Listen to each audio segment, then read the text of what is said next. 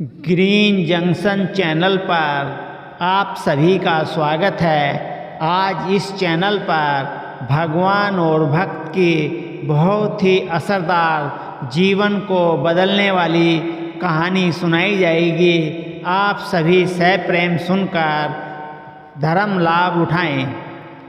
जब भगवान राम की भेंट उनके भक्त मेंढक से हुई, एक बार भगवान राम और लक्ष्मण एक सरोवर में स्नान के लिए उतरे। उतरते समय उन्होंने अपने धनुष बाहर तट पर गाड़ दिए। जब वे स्नान करके बाहर निकले तो उन्होंने देखा धनुष की नोक पर खून लगा हुआ था। दोनों ने मिट्टी हटाकर देखा तो पता चला कि वहाँ एक मेंढक मरने की हालत में पड़ा था।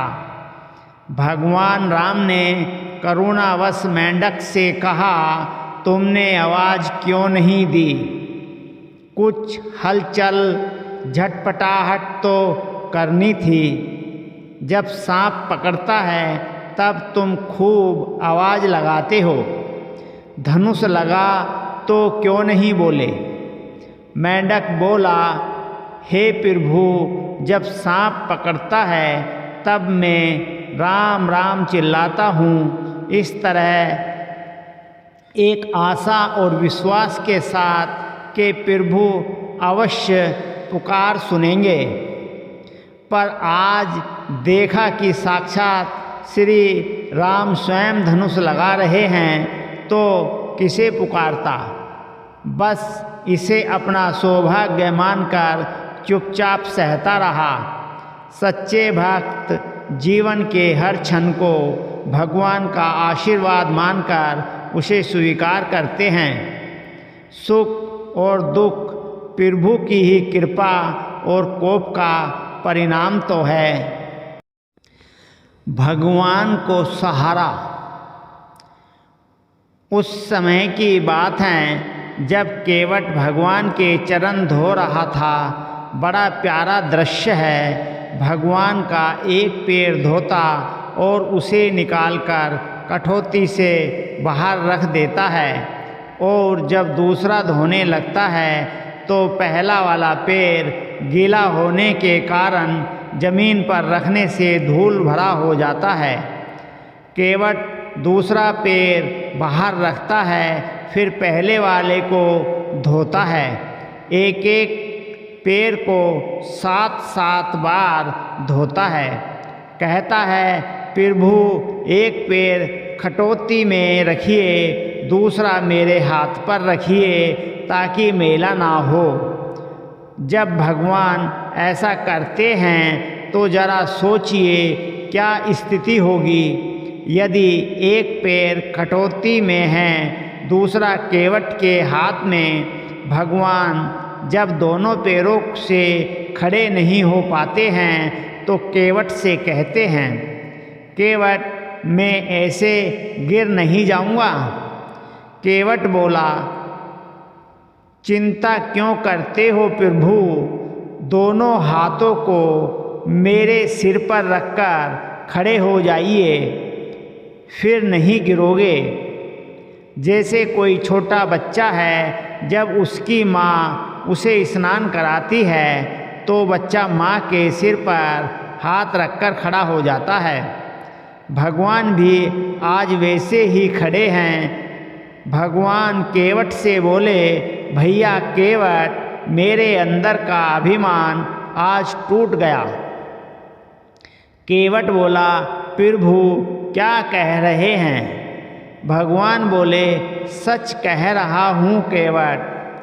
अभी तक मेरे अंदर अभिमान था कि मैं भक्तों को गिरने से बचाता हूँ, पर आज पता चला कि भक्त भी भगवान को गिरने से बचाता है। सर्वोत्तम भक्त।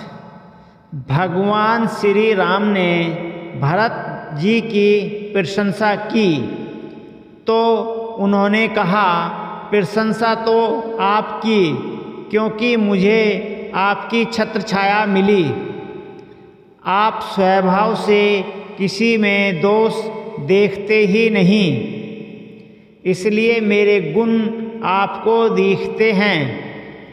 श्री राम जी ने कहा, चलो मान लिया कि मुझे दोष देखना नहीं आता, पर गुण देखना तो आता है। इसलिए कहता हूँ, तुम गुणों का अक्षय कोश हो। भरत जी बोले, यदि तोता बहुत बढ़िया श्लोक पढ़ने लगे और बंदर बहुत सुंदर नाचने लगे तो यह बंदर या तोते की विशेषता है अथवा पढ़ाने और नचाने वाले की? श्री राम जी ने कहा, पढ़ाने और नचाने वाले की।